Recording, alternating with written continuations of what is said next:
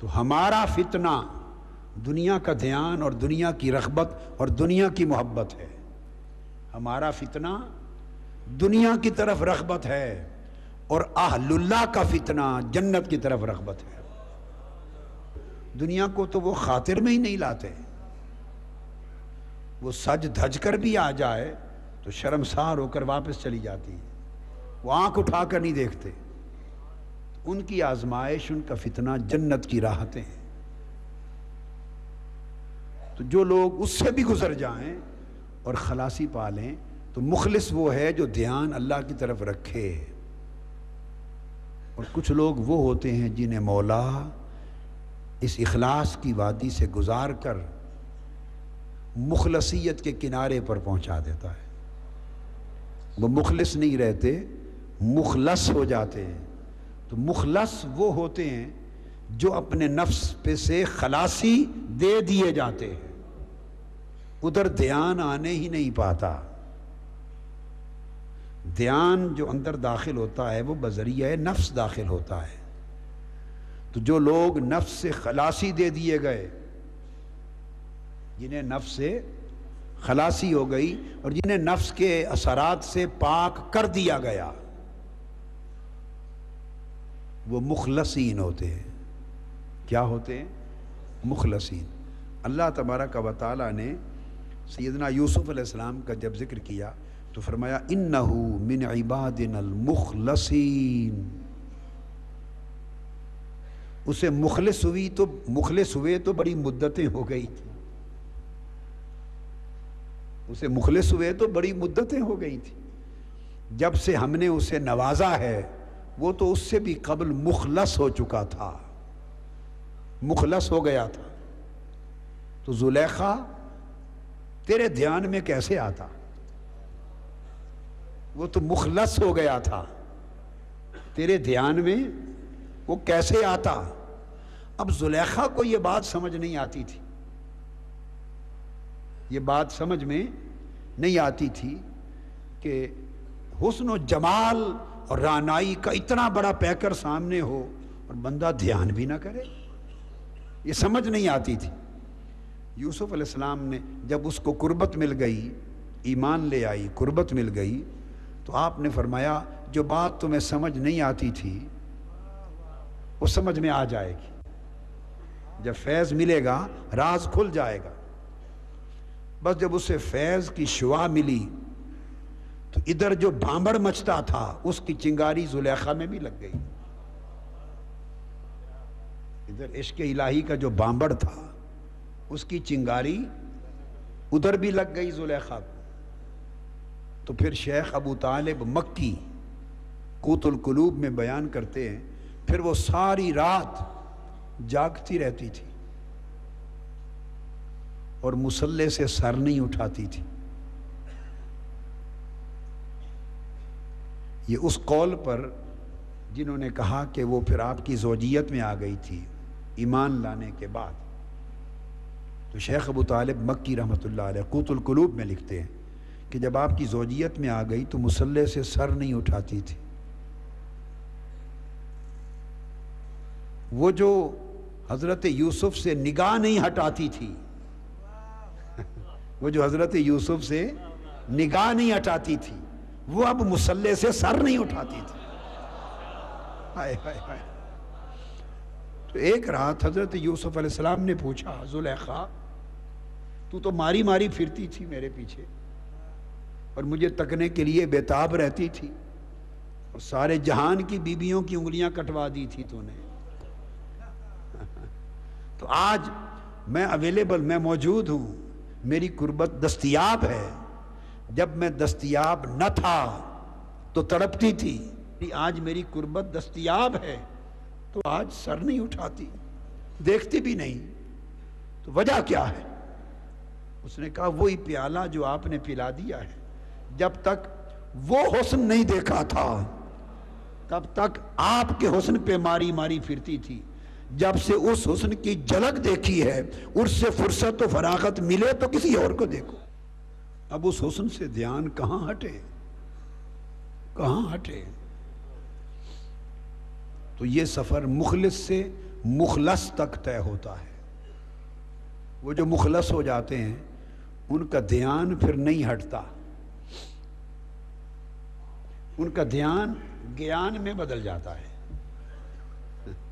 وہ گیانی ہو جاتے ہیں، دھیانی نہیں، وہ گیانی ہو جاتے ہیں۔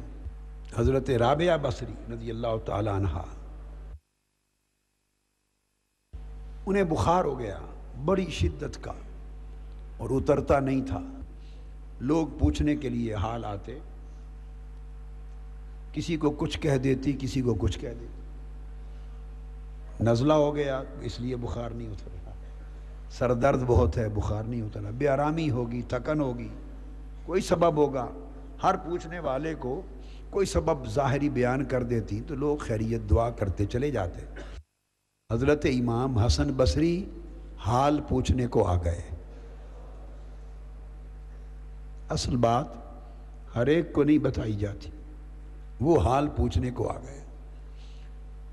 اور یہ حضرت امام حسن بصری رضی اللہ تعالی عنہ جلیل القدر تابعین میں سے تو ہیں ہی، مگر بہت کم لوگوں کو معلوم ہے، بہت کم لوگوں کو معلوم ہے کہ انہیں اتنا بڑا امام جس شے نے بنایا وہ یہ کہ چھوٹے بچے تھے اور حسن و حسین کے ساتھ کھیلتے تھے۔ امام حسن اور امام حسین کی صحبت و سنگت میں رہتے تھے اور مولا علی المرتضیٰ سے فیض و تربیت پاتے تھے۔ بہت لوگوں کو معلوم نہیں ان کے اس مقام کا۔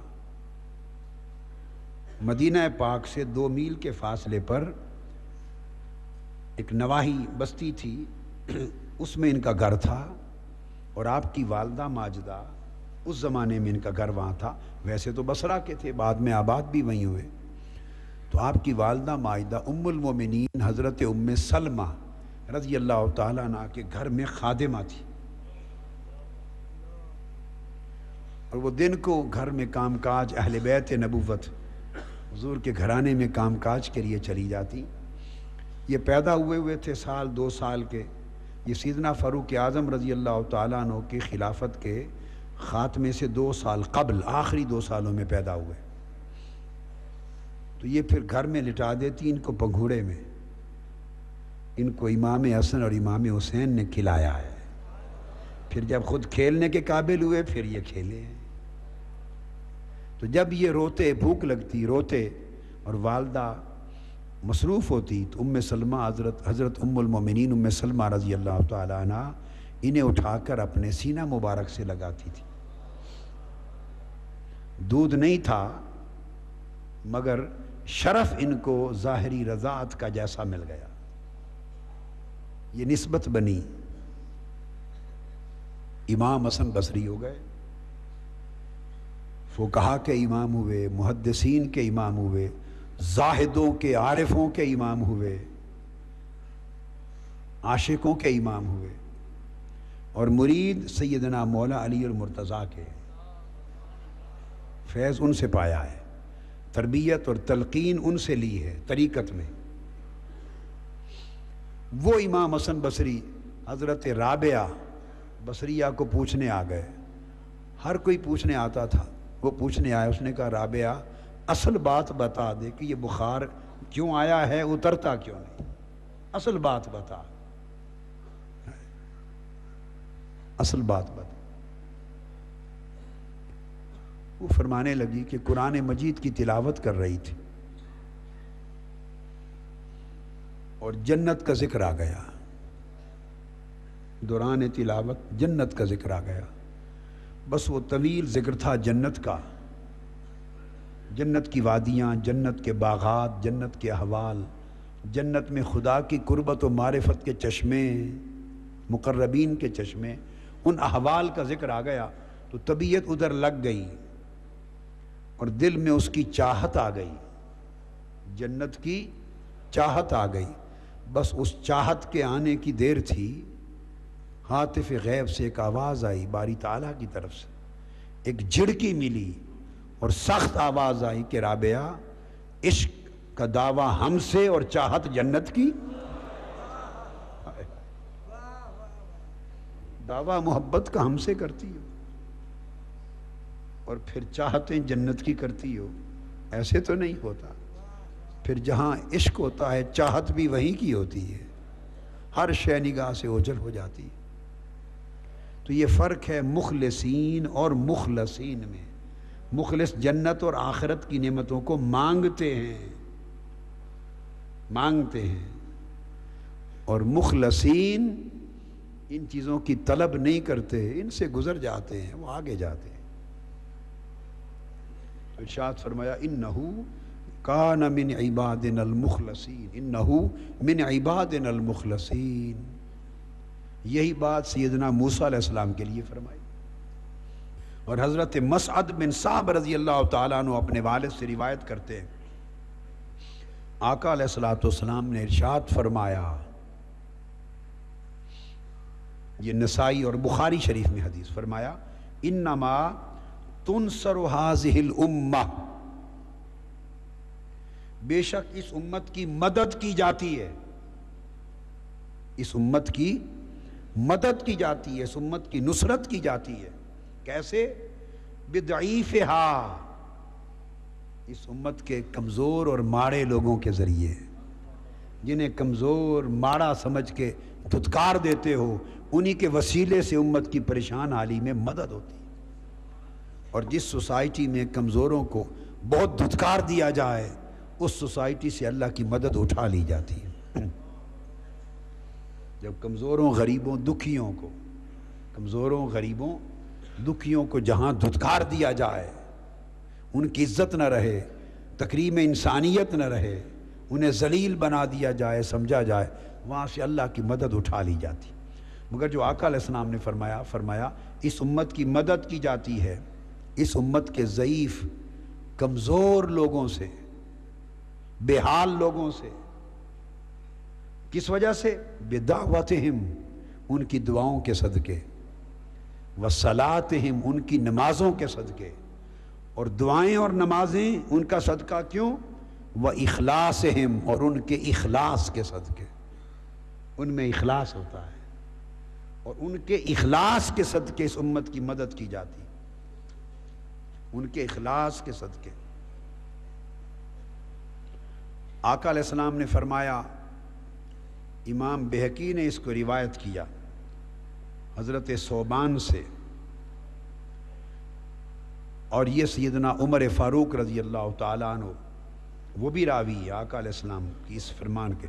قال سمعت رسول اللہ صلی اللہ علیہ وآلہ وسلم یقول، حضور علیہ السلام نے فرمایا، اور سیدنا فاروق اعظم کہتے ہیں ہم نے سنا، طوبیٰ للمخلصین اولئک مصابیح الہدیٰ، فرمایا مبارک ہو انہیں جو مخلص ہو گئے ہیں،